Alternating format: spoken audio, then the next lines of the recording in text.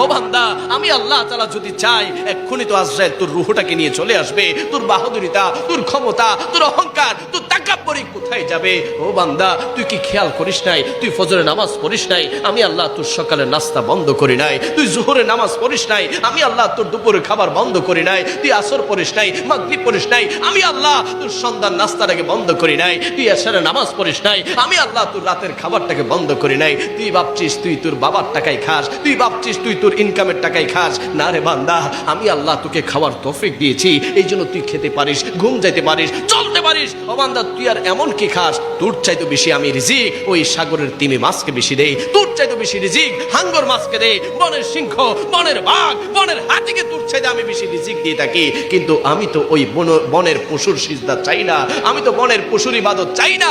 আমি আল্লাহ তো তোকে বড় দয়া করে মায়া করে ভালোবেসে বানাইছি। ও বান্দা, আমি তোর ইবাদত চাই, তোর ইবাদত চাই, তোর সিজদা চাই। তোর বডির মধ্যে যে একটা দামি কপাল দিয়েছি, ওই কপালটা দিয়ে আমি আল্লাহকে যদি দৈনিক 5 ওয়াক্ত নামাজের সিজদা দেশ, তাহলে তো আমি আল্লাহ তোর উপর খুশি হয়ে যাই। যদি বলি না সুবহানাল্লাহ।